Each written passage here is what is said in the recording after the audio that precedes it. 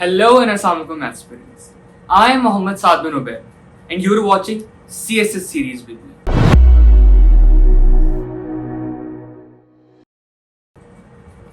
In the previous videos we have talked about essay की की के बारे में हमने बात की कि essay की कैसे बनानी है और उस की मदद से हमने अपने essay का कंटेंट निकालना कैसे है। इसके अलावा वी हैव टॉक्ड अबाउट हमारा जो डेटा बैंक है कि हमने एस्से के लिए और बाकी जितने भी सब्जेक्ट्स हैं उनके लिए डेटा बैंक कैसे प्रिपेयर करना है और उस डेटा बैंक की मदद से हमने कैसे फैक्ट्स को एक्सट्रैक्ट करके क्रिटिकली एनालाइज करके फैक्ट्स एंड फिगर्स को अपने पेपर में ऑगमेंट करना है अपने आर्ग्यूमेंट्स को।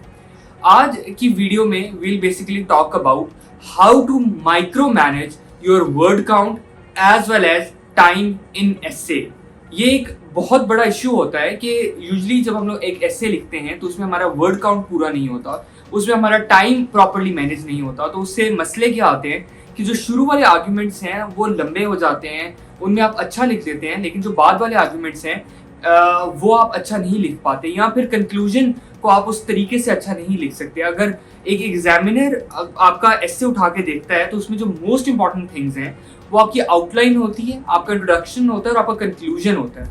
इससे आपको पता चल जाता है कि आपने कितनी खूबसूरती से किसी चीज़ को स्टार्ट किया, कितनी खूबसूरती से उन चीज़ों को ऐड किया और क्या आपके पास वो कामनेस, वो कंपोजर था कि आपने उतना ही सेन रह के उस चीज़ को बंद भी किया है कि नहीं किया।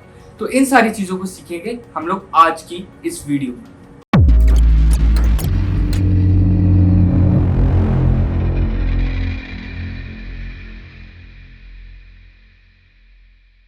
अच्छा, अगर हम लोग बात करें कि एस्से में जो टाइम है और जो वर्ड काउंट है वो डिपेंड किन चीज़ों पे करता है, तो जो सबसे पहली चीज़ हमारे पास आती है वो आती है कि जो आउटलाइन के अंदर आपने हेडिंग्स लिखी हैं उनका कंटेंट कैसा है। बेसिकली क्या वो कंटेंट ऐसा है कि वो सेल्फ एक्सप्लेनेटरी हो और जब आप उसके पैराग्राफ्स लिखने लगें तो आपको ज़्यादा सोचना ना पड़े। दूसरी चीज़ ये है कि जब वो पैराग्राफ आप लिखें क्या आपके पास फर्दर पॉइंट्स उनके अंदर मौजूद हैं कि नहीं है, या आपको उस वक्त सोचना पड़ रहा है उस पैराग्राफ्स को इलैबोरेट करने के लिए। तीसरी चीज जो आती है वो आती है बेसिकली आपकी राइटिंग स्पीड।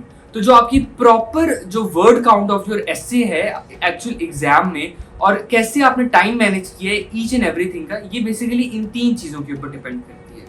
अब बेसिकली हम लोग बात करेंगे कि जो एस्से का स्ट्रक्चर है वो कैसे लिखा जाता है, एस्से के स्ट्रक्चर की जो माइक्रो मैनेजमेंट है वो कैसे की जाती है, हर पार्ट के हर स्ट्रक्चर का वर्ड काउंट कितना होना चाहिए, हम लोग बेसिकली वो देखेंगे।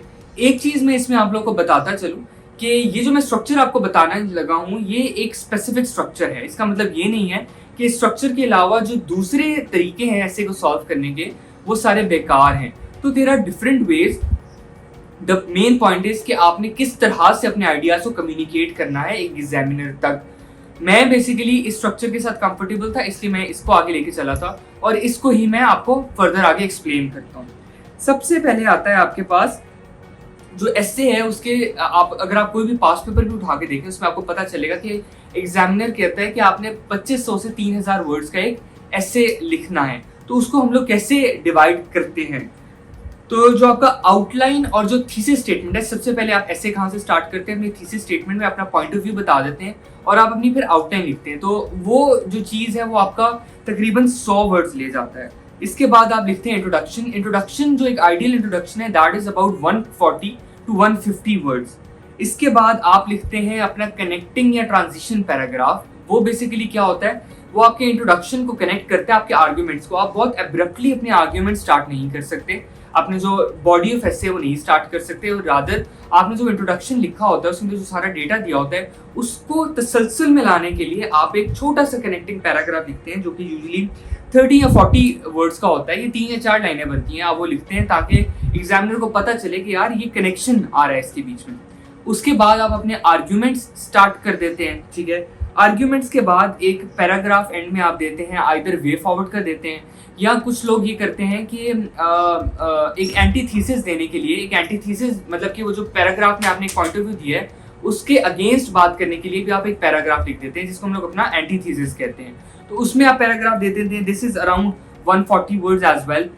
देन आप एंड करते हैं अपने एसे को कंक्लूजन पे। Conclusion is around about 80 to 90 words. तो आर्ग्यूमेंट को निकाल के जो सारा वर्ड काउंट बनता है दैट इज अराउंड 500 वर्ड्स, ठीक है। तो अगर हम लोग 2500 वर्ड्स में से 500 वर्ड्स को सब्ट्रैक्ट करते हैं तो हमारे पास 2000 वर्ड्स निकलते हैं। इसका मतलब जो आपके आर्ग्यूमेंट्स हैं, आर्ग्यूमेंट्स आपके पास तकरीबन 2000 वर्ड्स के होने चाहिए। अब हम लोग ब्रेक डाउन करते हैं फर्दर आर्ग्यूमेंट्स को, हम लोग आर्ग्यूमेंट्स की माइक्रो ब्रेक डाउन करते हैं, ठीक है। तो एक अच्छे एसे में आपके पास तकरीबन 10 से 11 आर्ग्यूमेंट्स होने चाहिए, ठीक है। तो हम लोग बात करते हैं कि अगर आपके एक एसे है और आपने उसमें से 10 आर्ग्यूमेंट्स एक्सट्रैक्ट कर लिए उस टॉपिक में से, तो हम लोग उन्हें उसको कैसे ब्रेक डाउन कर सकते हैं, ठीक है। आपने क्या किया, वो जो आर्ग्यूमेंट आया आपके पास, आपने सबसे पहले आर्ग्यूमेंट की ओपनिंग स्टेटमेंट थी। ओपनिंग स्टेटमेंट कुछ भी हो सकती है, आपने कोई जो है स्टार्ट कर दिया, कोई वर्ल्ड के बारे में बात स्टार्ट कर दी। उसके बाद आप बेसिकली देते हैं अपना topic sentence. Topic sentence basically क्या होता है, वो जो आर्ग्यूमेंट में बात आपने बतानी है उसको कनेक्ट करना होता है आपका जो एसे का टॉपिक है उसके साथ। इसके साथ बेसिकली आप क्या करते हैं, कुछ ऑथेंटिकेशन प्रोवाइड करते हैं उस आर्ग्यूमेंट की, जिसको हम लोग फैक्चुअल डेटा कहते हैं। और यही चीज़ बेसिकली आपके कहाँ से आप ले सकते हैं, जो फैक्ट बुक मैंने बनाना आपको बताई थी उसमें। तो ये बेसिकली 3 पार्ट का ये जो एक एमैल्गेमेशन है वो तकरीबन ले जाता है आपका 50 वर्ड्स। तो 50 वर्ड्स में आपने अपना ओपनिंग भी दे देना है, आपने टॉपिक सेंटेंस भी दे देना और आपने ऑथेंटिकेशन भी दे देनी है उस आर्ग्यूमेंट की। अच्छा, इसके बाद आपके पास तकरीबन बचते हैं 150 से 200 वर्ड्स, ठीक है। क्योंकि आपने आर्ग्यूमेंट्स को 10 आर्ग्यूमेंट का ऐसे है तो आपने हर आर्ग्यूमेंट को कितने देने हैं, 200 से 250 वर्ड्स देने हैं। 250 में से 50 वर्ड जो ओपनिंग वाली चीजें हैं उनमें निकल गए, बाकी कितने बच गए आपके पास, तकरीबन 150 से 200 वर्ड्स बच गए। तो बेसिकली एक आर्ग्यूमेंट के अंदर फर्दर 4 पार्ट्स होने चाहिए, ठीक है। वो 4 पार्ट्स कैसे आएंगे, आपने एक आर्ग्यूमेंट को डिवाइड करना है पहले 3 पार्ट्स में।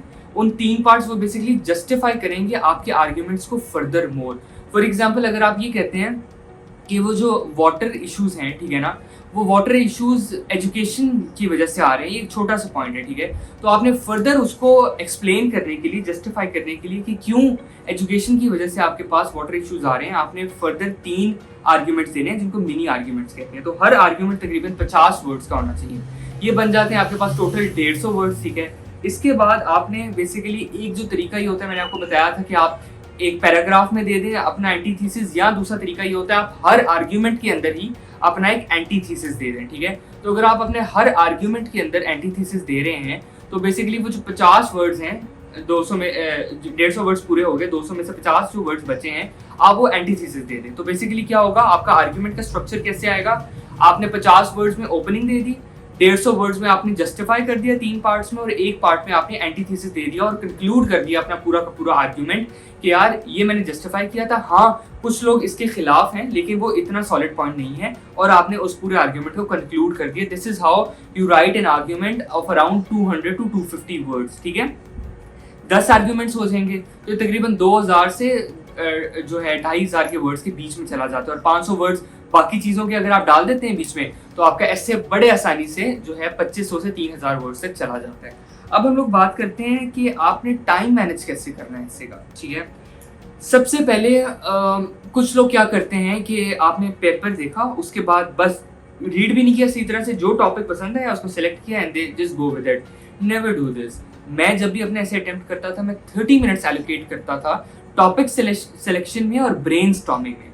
आपने तकरीबन 5 दफ़ा अपना पेपर पढ़ना है ऐसे का बार बार, ठीक है ना। हर टॉपिक को एनालाइज करना है, उसमें देखने के यार किस ऐसे में आपके पास ज़्यादा पॉइंट्स निकल सकते हैं। Once you have selected that topic, फिर आपने वो ऐसे की यूज़ करते हुए क्या करना है, आपने ब्रेन स्टॉर्मिंग करना स्टार्ट करनी है। इस ब्रेन स्टॉर्मिंग की कैसे आउटलाइन बनानी है इसकी मैं सेपरेट एक डिटेल्ड वीडियो बनाऊंगा, लेकिन अभी मैं इससे बता रहा हूँ कि अपने टाइम मैनेज कैसे करना है। तो टॉपिक सिलेक्शन और जो आपकी ब्रेन स्टॉर्मिंग है वो 30 मिनट्स के अंदर कंप्लीट हो जानी चाहिए। अच्छा, फिर आपने थीसिस स्टेटमेंट और आउटलाइन लिखनी है पेपर के ऊपर, वो बेसिकली आपने 10 मिनट के अंदर लिखनी है। तो दिस बिकम्स 40 मिनट्स में आपकी थीसिस स्टेटमेंट, आउटलाइन और जो ब्रेन स्टॉर्मिंग है वो कंप्लीट हो जानी चाहिए। अच्छा, इसके बाद आपने लिखना है अपना इंट्रो और कनेक्टिंग पैरा, ये बेसिकली 15 मिनट में लिखा जाना चाहिए, ठीक है। फिर बेसिकली आपने आर्ग्यूमेंट्स लिखने हैं, अपना कंक्लूजन लिखना है 5 मिनट में। तो जो आपके पास जो टाइम बचता है आर्ग्यूमेंट्स के लिए वो बचते हैं तकरीबन 2 घंटे। That is around 120 minutes. 120 minutes में आपने लिखने हैं 10 आर्ग्यूमेंट्स, ठीक है। तो अराउंड 10 से 12 मिनट आपने हर आर्ग्यूमेंट को देना है। अब आपने करना क्या है, वंस आपको पता चल गया है, मैंने आपको बता दिया कि आपने टाइम एलोकेट कैसे करना है। जब भी आप पेपर अटेम्प्ट करेंगे आपने घड़ी की तरफ देखना है once you have completed a part, और आपको देखना है कि वेदर आप टाइम पर हैं या टाइम से आगे जा रहे हैं, टाइम से पीछे जा रहे हैं। आपने अपने आप को अकॉर्डिंगली टाइम के साथ सेट करना है ताकि जब आप कंक्लूजन तक पहुंचे तो कंक्लूजन के लिए आपके पास इनफ टाइम हो, ताकि एग्जामिनर को ये लुक ना मिले कि आपके पास टाइम खत्म हो गया था या डेटा खत्म हो गया था या आप पैनिक कर गए थे जिसकी वजह से कंक्लूजन सही तरह से नहीं दे पाए थे। अच्छा, इसके अलावा एक बहुत बड़ा जो इशू आता है जो कि हमने शुरू में डिस्कस किया कि आपकी राइटिंग स्पीड बहुत मैटर करती है इन सारी चीज़ों में। अब राइटिंग स्पीड के बारे में लोग अक्सर बात करते हैं, लेकिन राइटिंग स्पीड आपकी होनी कितनी चाहिए? अगर मैं सॉलिड स्टैटिस्टिकल फॉर्म में बात करूं इन सारी चीज़ों को एनालाइज करने के बाद, तो राइटिंग स्पीड जो आपकी एवरेज होनी चाहिए मस्ट बी अराउंड 21 वर्ड्स पर मिनट। मिनट के अंदर तकरीबन आपको 21 वर्ड्स लिखने चाहिए, इतनी आपकी राइटिंग स्पीड होनी चाहिए। दैट बिकम्स अराउंड 0.35 वर्ड्स पर सेकेंड, ठीक है। आप कैलकुलेट कैसे कर सकते हैं? आप बेसिकली कोई पैराग्राफ लिखना शुरू करें, ठीक है, अपने टाइमर साथ में लिख रखें और हर 4 मिनट के बाद फॉर एग्जांपल आप नोट डाउन कर दें, एक पॉइंट वहां पे लगा दें कि यहाँ पे 4 मिनट कंप्लीट हो गए, ठीक है। फिर लिखना शुरू कर दें। आप बारी बारी फिर वर्ड्स काउंट करें और बेसिकली टाइम को डिवाइड कर दें अपने वर्ड्स के साथ। वर्ड्स डिवाइडेड बाय टाइम करेंगे तो आपको बेसिकली वर्ड्स पर मिनट या पर सेकंड पता चल जाएगा। और आपके पास होना कितना चाहिए? That must be around 21 words पर मिनट का टाइम होना चाहिए। So this was about the structure of essay, time management of essay. In the next coming videos, I'll talk about आपने outline कैसे लिखनी है, brainstorming कैसे करनी है essay के लिए, और बहुत सारे टॉपिक्स हम लोग डिस्कस करेंगे। ये जो essay की वाली जो वीडियो है, इसके अलावा जो डेटा बैंक वाली वीडियो मैं अपनी डिस्क्रिप्शन में भी डाल दूंगा ताकि आप लोग बड़े आसानी से जाके उधर देख लें। So thank you very much and see you next time. अल्लाह हाफ़िज़।